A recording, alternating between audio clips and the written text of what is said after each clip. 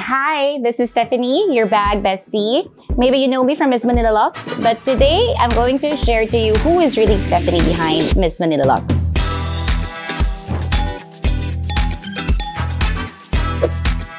This is the truth behind building every business. Hindi lang siya puro glitz and glamour. May kasama siyang drama. Gusto ko ma-experience mo kung ano yung experience ng ibang tao pag bumibili ng mahal na bag. Hi, this is Stephanie, your bag bestie.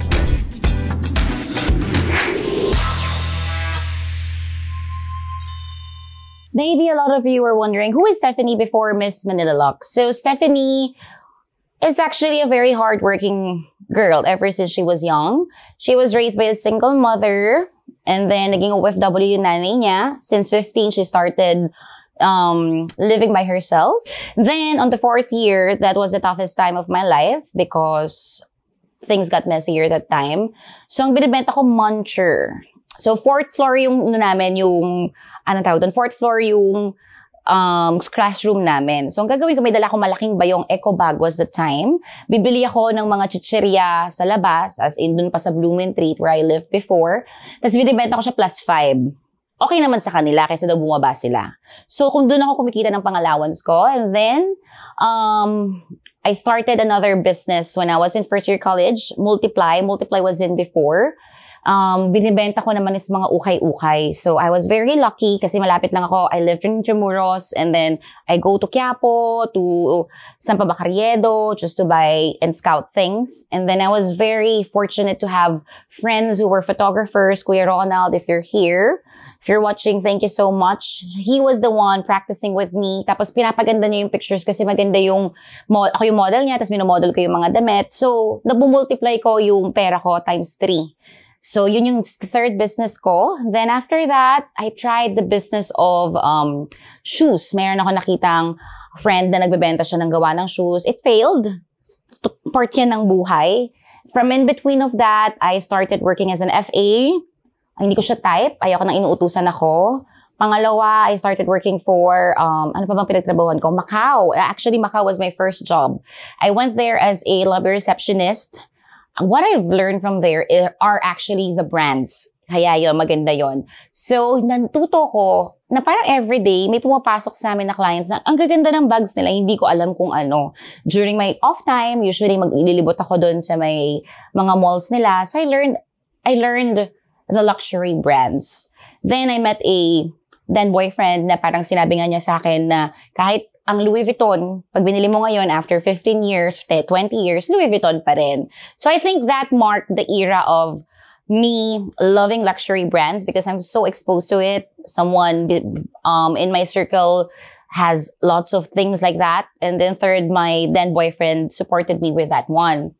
Then I came back. I worked for Solaire as a VIP host for casinos, and that amplified my, okay, pag mayaman ka, yun pala yung next step. Magkakaroon ka ng mga magagandang bags. Then after that, yun na, I became a mommy. So during my mommy time, it was really, really good. I took over motherhood in an instant. Wala akong pakialam sa sarili ko that time. Wala akong perang tinitira para sa sarili ko that time. What was more important was my baby's needs. Nagbenta ako ng bag just to buy a stroller. Nagbenta ako ng mga damit ko dati just to buy his clothes. That was an era until I was maybe before pandemic yon. Tapos, after the pandemic, actually during the pandemic was my peak. Pandemic woke me up again na, hey, Stephanie, you are not just a mother. You are also an entrepreneur, right? So the pandemic gave me a chance to do it again. I started selling gulay. Imagine mo, ganda to. Nagbibenta ako ng gulay dito sa condo namin. Yung kangkong 20 pesos pero wala silang pakialam. Pero yeah, kangkong. I was familiarized with dahon ng ampalaya, kung ano madaling mabulok, ano yung mga dapat gawin at hindi gawin sa gulay. Kung gusto mo palang mapatagal ang kangkong, kailangan mo ibabad sa balde ng tubig. Mga ganong bagay. Then, when the pandemic started opening its doors again, nakakalabas na yung tao, naghina yung ganun ko. So, I started baking, which is I already did that in Cotabato when I lived. I supplied Highlands Coffee with my muffins, with my cookies, ayan. So, ang dami kong ginagawa, diba? So, the culmination of all I did before happened again this pandemic. So, I started from gulay. Nagbenta ako ng mga cookies on the side. Gumigising ako ng alas 4 ng umaga, natutulog ng alas 12. Nagluluto ng breakfast. Bebenta ko yun, mga tapsilog. Tapos tanghalian, bebenta ko ulit yun, mga gulay-gulay, pritong isda.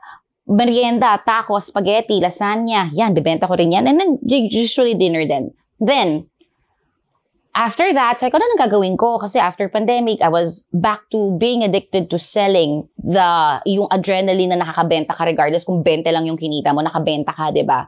So I made a page called Stephanie's Kitchen before, and then that's where I learned how to use WordPress naman. So natuto kong gumawa ng website by myself. Then, a friend before, that was my business partner. Her name was, I don't think that we should mention it, started to contact me and said, hey, you want to have a business with me?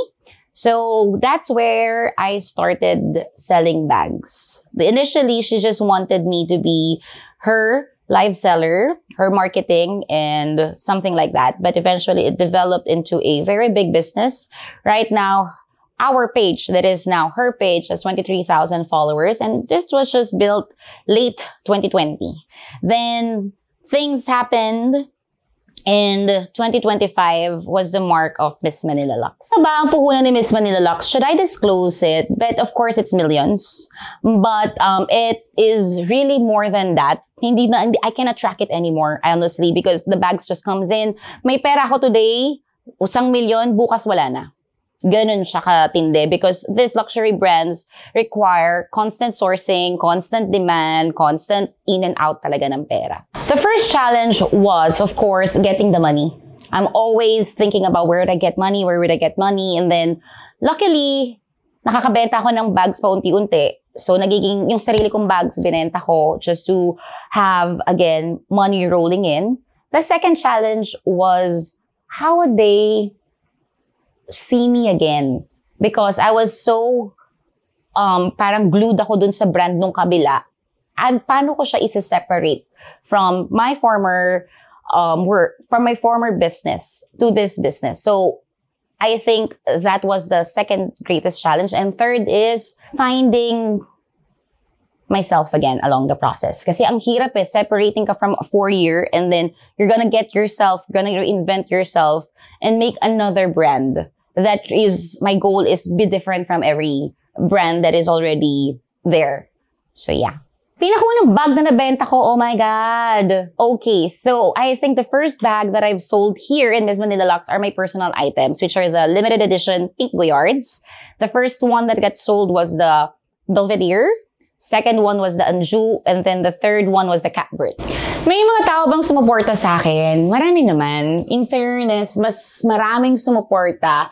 Mas maraming strangers actually.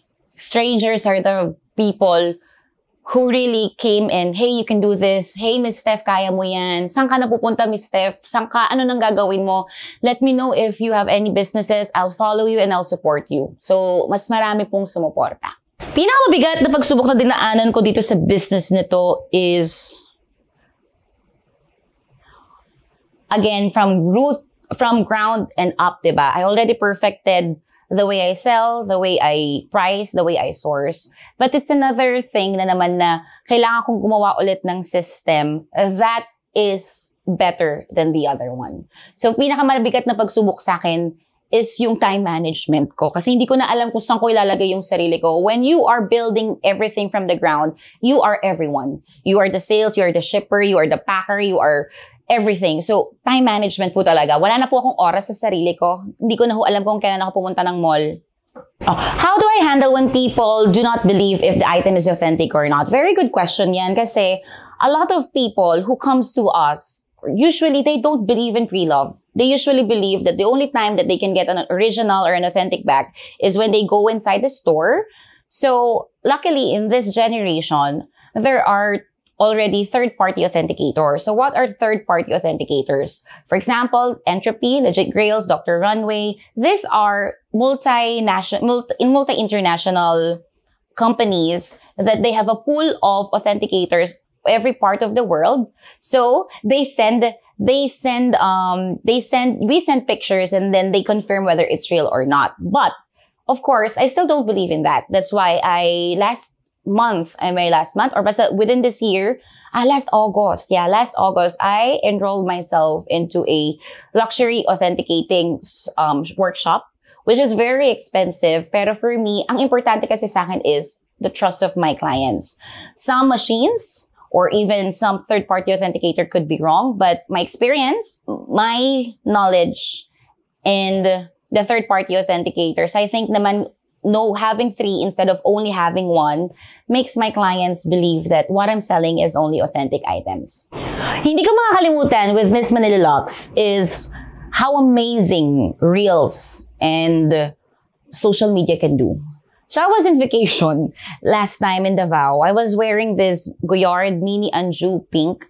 So I was just wearing it. It's for myself, and then I never knew naman na pwede ko siyang ibenta. And then when a client saw that, sabi niya, "Ma'am, available po ba to? Biling ko po." So I just posted that video, and within 20 minutes, nabenta na po yung bag. So that for me is the most amazing part, wherein kahit pa na nagpapakit-pakit ka lang, papashoot-shoot ka lang, a 1-minute video could do miracles in your business. Yun siya. Yun. And by the way, kung gusto mo nang ibalik yung Anju na yun, balik mo sa akin, ma'am.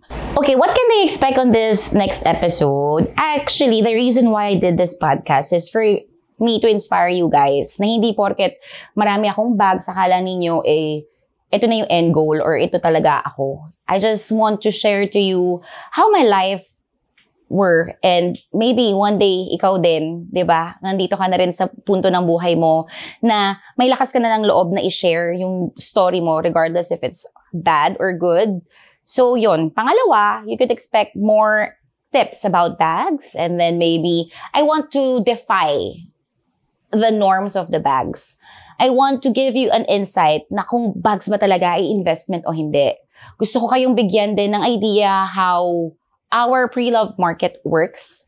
And of course, an idea on if you want to start your own business. So this channel is for you if you want to start your own business from scratch too. My message for people na natatakot magsimula is do it.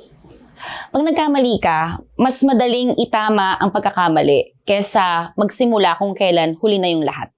That's why, ang tapang ko lagi sa lahat ng business. Kasi feeling ko naman, lahat ng pagkakamali, kaya mo siyang gawing lesson, kaya mo siyang i-turn into sometimes your biggest weapon in the future.